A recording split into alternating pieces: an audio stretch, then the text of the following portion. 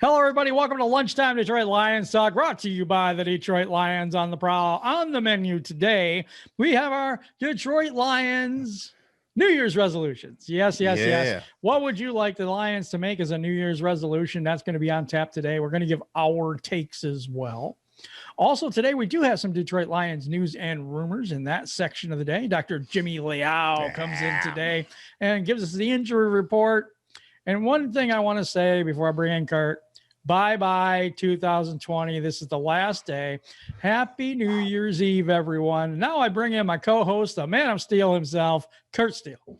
What up, dude? Welcome to the show, people. You know who we are. We are Detroit Lions on the Prowl, your home for Detroit Lions news.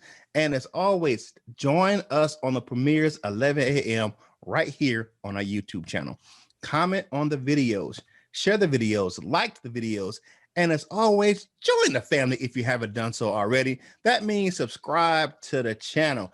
Go over to our social media pages and check them out to our social media team over on Facebook and Twitter and YouTube and Instagram. Do a great job of bringing you some content from us right here at Detroit Lions on the Prowl.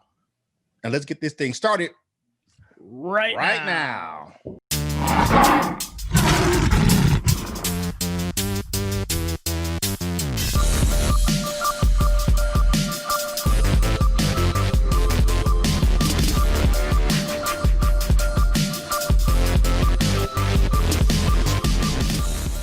Hey, welcome back to the show, people. You know what it's time to do. It's the main course, and it is our combined as a family New Year's resolutions for the Detroit Lions.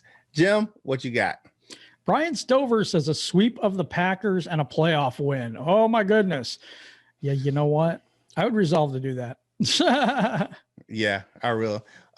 Ralphus Doyley, New Year's resolution for the Detroit Lions. Asked for us to re-sign Kenny Golladay. As JMO 313 would say, pay Kenny Golladay before he loses his mind. That's right.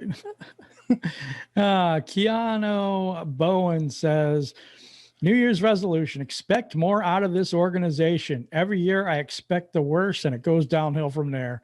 I believe Sheila Ford wants better. We all deserve better. It's time to demand and expect better. Oh my gosh, I love this one. I like that one. I like that. Keanu, you right with that one. You right. All right. Next up, Agent Friday says New Year's resolutions for the Lions. Find our own identity with 4K clarity. Please. Happy New Year to all. I like that with 4K clarity. You know what I'm saying? Make it a clear own identity for the Detroit Lions. And I think they did the right thing by bringing in Chris Billman and Barry Sanders to help define that identity. Boss B, aka Tim, says New Year's resolutions: get the right GM and head coach and run the NFC North the first year. Hire Wayne Fontes. Well, for all of you stuck in 1991, yeah, let's do that. Yeah. As much as we love Wayne Fontes and his time here, we do. Yeah, no, we're good. Yeah, we're good with Wayne Fontes. But you know what though? I get that with the GM and the head coach, and I think that that's going to be a big key. The NFC North for the first year, that's going to be a little tough task, but you know, fingers crossed. All right, next up, we got Valerie Bordeaux. That is the first lady of the Prowl. You know who she is. She runs our social media department as the social media goddess for us right here on Detroit Lions on the Prowl. As the Detroit Lions, we resolve do not draft or sign previously injured players or people who were once somewhat decent 20 years ago.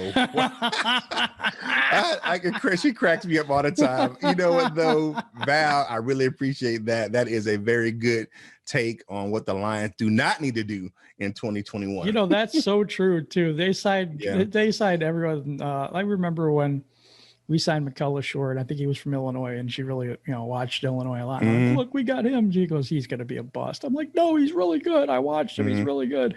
No, he's going to be a bust. He was a bust. Injury prone. Easy.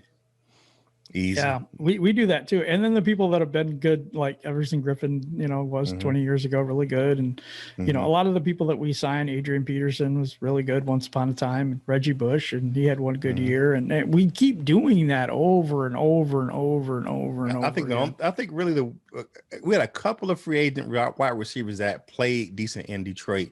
One being Marvin Jones, and then Golden Tate. Golden Tate was a beast in the Lions. So he was a yak king in Detroit. Like that too. Lionized in days. I love the name. I want to drink the Kool-Aid again into 2021. Please, please, please, new GM coach, whomever you are, come and build us a tough black and blue minded football team who will be remembered by anyone who plays us. Build a team others will not want to play ever. I want to pound the rock. No Rod Marinelli, please. Thank you. While putting unbelievable pressure on opposing quarterbacks, let's play some smash mouth football. I'm with this guy. Yeah. Pound the rock, I'm feeling it. Pound the rock. That was Rod Marinelli's phrase every week. Pound the rock, pound the rock, pound the rock to 0-16. Okay. Yeah, he pound the rock right into the ground. Okay. All right. Jojo Burns says in the last one, my resolution is for the Lions is a coach with a pulse. Wow. Okay. He doesn't mean what though?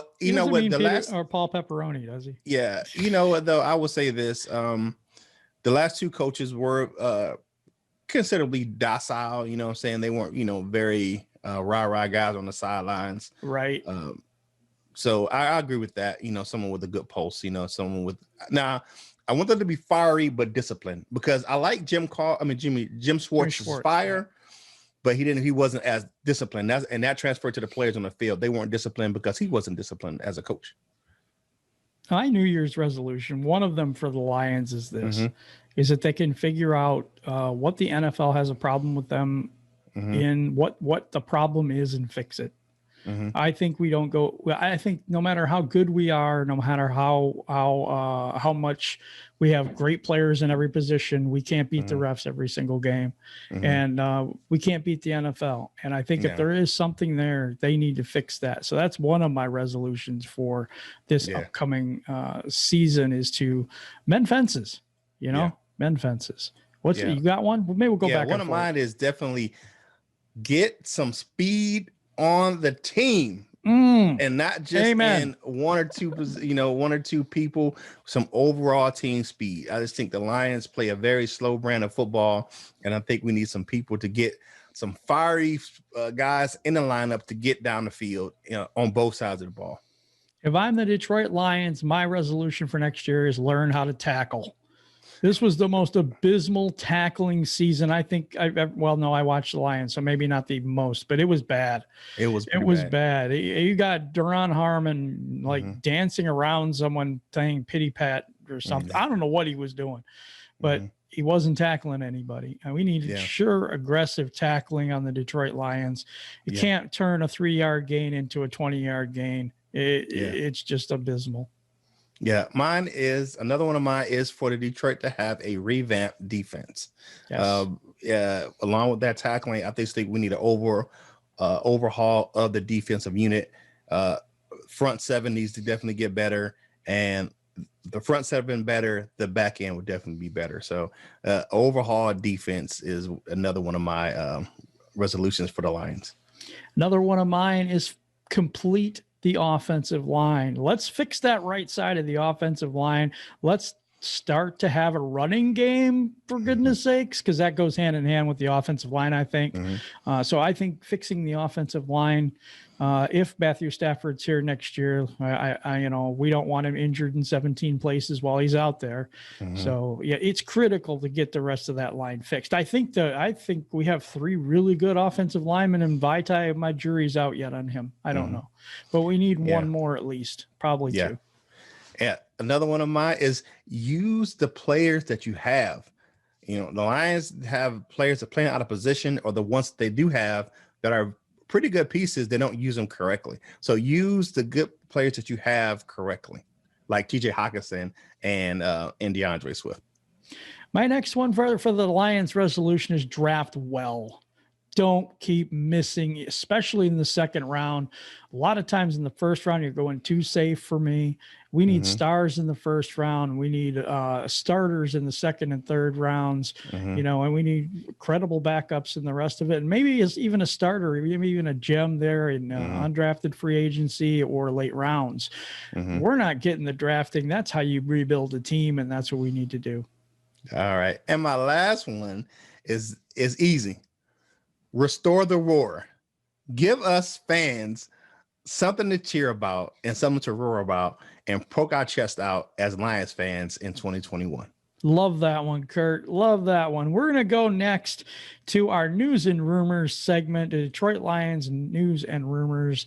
And Dalvon Cook will miss the final game of the season with the Lions. And this, unfortunately, gives the Lions a chance to win. I don't say unfortunately, though, because I want to win. I want to win. So mixed feelings because the 13th overall pick versus the 5th overall pick does make a difference to me. Yes. But I want to win.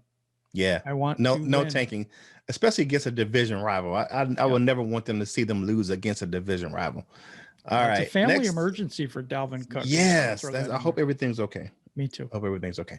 All right. Next up, Marvin Jones Jr. is excited for free agency, not ruling out a return to the Lions. Now, I would say this: his most productive years in the NFL has came in Detroit with Matthew Stafford, and he's been a really good, solid receiver. Was second in the league in touchdown receptions last season. So Marvin Jones. I hope he does. That's one of those guys. If we can sign him for a good discounted price, I would like to see him come back to the Lions. Marvin Jones is excited for free agency, but not ruling out the Lions. He probably should. I don't think they're bringing him back. Yeah, they may not just because of his age. Yeah, I think it's an age thing. I think that the Lions and a lot of people around the league feel like wide receivers are kind of a dime a dozen. It's getting like the running back position now. And that's because of how the college game is played. It's more spread wide open, and the focus is on the passing game in college. So it's going to transfer to the NFL. Yep. You're seeing that even more in high schools now. Yeah, they just spread it out and throw it. Yep.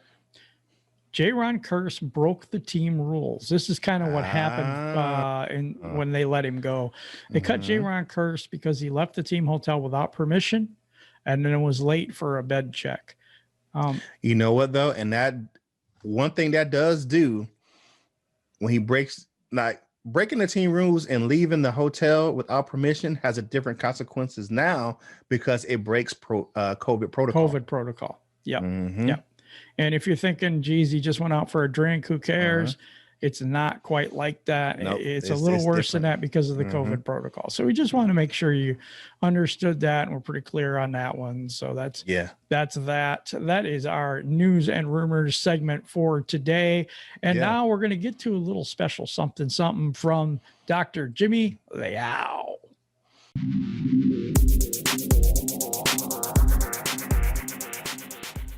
Welcome, fellow Lions fans. This is Jimmy Liao with the Detroit Lions Morning Rounds. Let's review the Bucs game. Let's start with Matthew Stafford, who had a right lower ankle sprain early in the first quarter. It looked to be a minor, mild, fairly straightforward low ankle sprain. He did not suffer any significant trauma with it. It's not like he jumped up and landed on somebody's foot. He simply took a wrong step onto the turf and twisted the ankle. He actually played one more play after that, a third down play where he dropped back without any obvious issue and threw a short pass to Amendola to the right side. He was actually ready to go on the fourth down play too before the Lions got a penalty and had to punt it. This is sort of similar to the rib injury he had a few weeks ago where he played the next play. These are all really good prognostic signs that he was able to bear weight immediately and even keep playing immediately. He missed the rest of the game, as we know. He was standing on the sideline looking to be pretty fine, though. He didn't have an air cast. There was no walking boot. There were no crutches. So not really concerned about much here. No long-term concerns. The main question is, should he play in the last game of the season? We know he's got the thumb issue. He's got the rib issue. He's got the ankle issue now. The most concerning thing is if the ankle will limit his mobility. He's already not the most nimble quarterback, so decreasing his mobility does increase his exposure to taking shots, like shots to his ribs, aggravating that. Of more concern would be another concussion, which I likely felt like he had one earlier in the year, or worst case scenario would be something more severe, like another back fracture, which he likely had each of the past 2 years, a transverse process fracture. So if I'm the GM, if I'm Rod Wood, who's the apparent acting GM at this point, I'm protecting my valuable assets and players going into the offseason. Really, no need, no reason for Stafford to play. Really, no reason to even win this game. It only affects draft position. So holding him out seems like the smart move. Kenny Golladay, no practice on Wednesday. He's out for the year. Missing 2 months now. It probably does affect his contract negotiations. Teams probably do have to wonder, what is his health status going forward? How reliable is he going to be going forward? Other injury news, Vaitai started at right tackle against the Bucs. This was surprising to me because over the past few years, Lions players have typically missed one game due to a concussion. And he got the concussion 6 days before the Bucs game, which was on Saturday. He was actually up to a full practice by Thursday, which seems very quick to already be clearing through the concussion protocol. But he played 100% of snaps, looked fine. Of good news was his left foot, which has been bothering him much of the year, did not seem to be affecting him. And he looked like he was playing pretty well this game. So that's a real good sign going into the offseason. Other news on the injury report, Jamie Collins, no practice with the neck. Joe Dahl with a back. Tyrell Crosby ankle, Frank Ragnow with the throat. There's been reports that it's looking positive for Frank Ragnow. He's already up to a limited practice on Wednesday. He may be able to play. Again, if I'm the GM, do I want to just sit these guys for the last game of the season? Jamie Collins, Frank Ragnow, Tyrell Crosby, these are all important guys going into the offseason, going into next year. So I'm just protecting these guys. I'm treating this 16th game as a preseason game where you don't expose valuable players to a possible injury risk that could affect the offseason and even affect next year.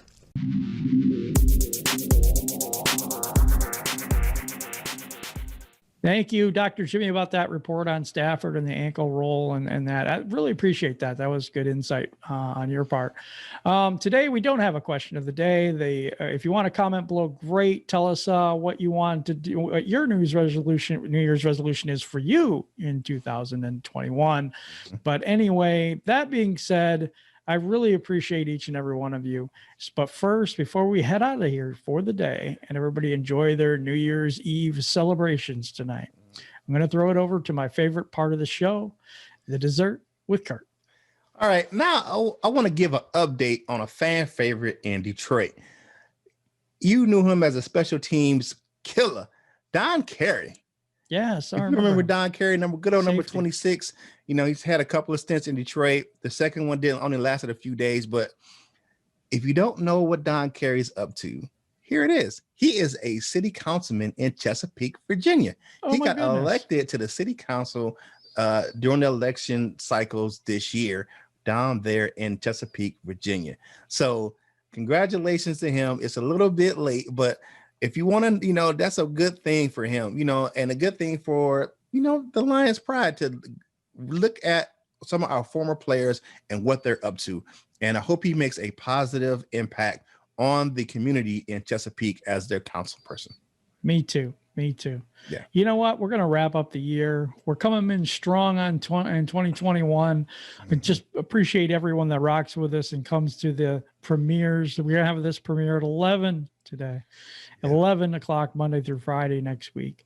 There will be no show tomorrow. I'm just letting you know we're all going to Happy New Year. Happy New Year. Happy New Year.